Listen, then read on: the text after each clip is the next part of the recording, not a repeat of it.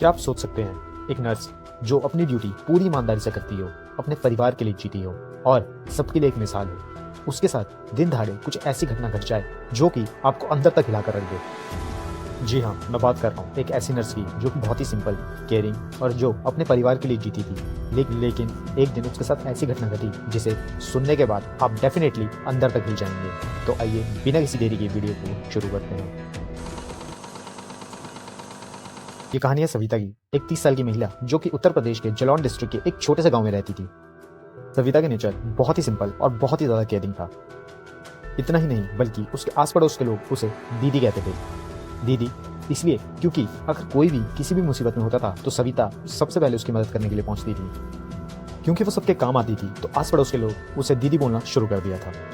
अगर मैं बात करूं सविता के हस्बैंड की, तो वो एक प्राइवेट कंपनी में काम करते थे। दोनों मिलकर अपने 2 बच्चों की परवरिश कर रहे थे। सब कुछ बहुत ही ज़्यादा अच्छा चल रहा था। वो दोनों अपने परिवार में बहुत ही ज़्यादा खुश थे। लेकिन आगे चलकर उनकी खुशियों को कितनी गंदी नज़र लगने वाली थी, उन्हें इस बात की खबर भी नहीं थी। सविता अपने परिवार की बैकबोन थी। सुबह जल्दी उठना, बच्चों को स्कूल भेजना और फिर अपनी स्कूटी लेकर हेल्थ सेंटर जाना, यह उसका डेली का रूटीन था। उसके दोस्त और कलीग्स कहते थे कि सविता हमेशा खुश रहती थी और सबके साथ हंसमुख नेचर से बात करती थी। कि उन्होंने ये भी कहा कि जो लोग परेशानी में होते थे उनके लिए सविता एक मददगार हाथ थी। लेकिन किसी ने नहीं सोचा था कि एक दिन सविता के साथ ऐसी घटना घटेगी जो कि उसका जीवन हमेशा हमेशा के लिए बदल कर रख देगी। आखिर क्या हुआ सविता के साथ उस दिन जिसने उसकी जिंदगी पूरी तरीके से बदल के रख दी। Hello friends, my name is Yash and today we have another case of Savita. 6 November 2024 वो दिन सविता के लिए एक आम दिन की तरह शुरू हुआ।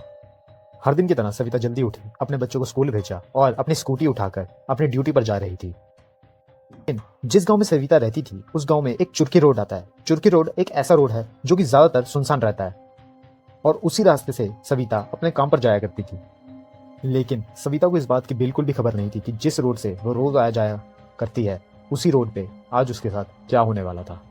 दिन की तरह सविता चुरकी रोड से अपनी स्कूटी पर जा रही थी और जैसे ही सुनसान एरिया आया तब उसका रास्ता रोका गया।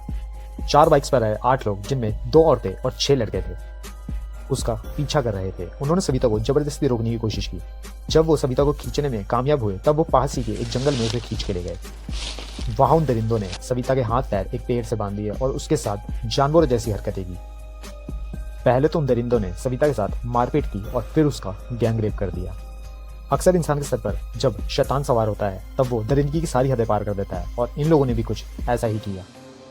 ये लोग सिर्फ सविता को मारपीट और गैंगरेप के इरादे से बिल्कुल नहीं आए थे, बल्कि ये लोग एक ऐसे इरादे से आए थे जिससे सविता तड़पती रहे।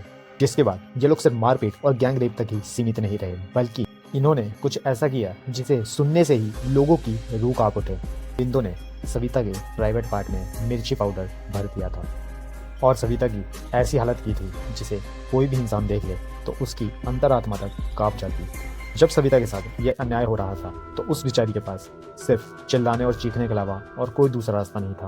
वो जितना जोर से चिल्ला सकती थी वो चिल्लाई और फिर सविता का सहारा बने पास के खेत में काम कर रहे कुछ लोग जो कि सविता की चीख और पुकार सुनकर तुरंत वहां पहुंच जाते हैं। लोगों को वहां आता देख वो 8 के 8 लोग सविता को जिस हालत में वो थी वहीं छोड़कर भाग निकलते हैं। लेकिन तब तक सविता घबराहट और दर्द के मारे बेहोश हो चुकी थी। सविता को तुरंत डिस्ट्रिक्ट हॉस्पिटल ले जाया गया और उसकी सीरियस कंडीशन देखते हुए उसे मेडिकल कॉलेज तक रेफर कर दिया गया था।